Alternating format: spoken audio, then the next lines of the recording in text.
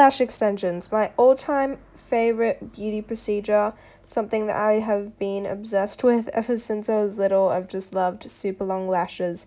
Today we're going to have a look at why I get them, how often I get them, and what happened to my lashes, or what state they're in after 4 years of eyelash extensions.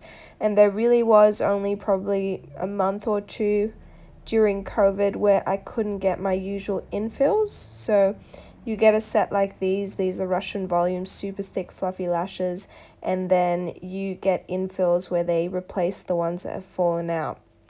So why do I get them? I get eyelash extensions, and that is what I do on a regular basis to kind of look glamorous without having to actually put on a ton of makeup every day. So what they are little like lashes applied to each eyelash, and usually you get them done and they just put like one eyelash on each eyelash, and they're classic sets, but I get like the super fluffy ones, which are Russian volume, and only a few people actually do this properly in a way that doesn't damage your eyelashes and looks really good.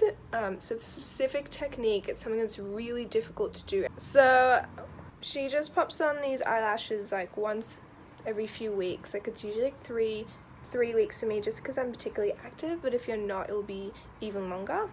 And you do everything you normally do with them. You shower with them. If you do get them wet more often than most people, then they won't retain for as long, but it's just great. It means I don't have to put in mascara in the morning. It means that when I go to the gym, I'm not busy removing makeup, because it's really bad for your pores and stuff if that's all stuck in there whilst you're exercising and sweating. And it's like one of those things where you look at someone who has eyelash extensions and you don't actually know what it is. You can't pinpoint what it is, but they just look that little bit better. It's like you, but better. The big reveal. Okay, here they are. They're all still intact. There's no lashes missing.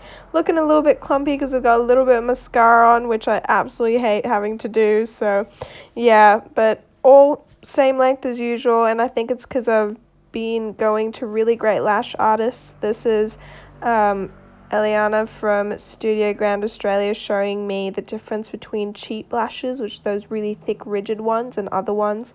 So the artist you do go to makes a big difference. The glue they use makes a big difference. You don't want clumpiness, you don't want stinging, and your eyelashes are incredibly close to your eyes, so do be very careful with who you entrust them to.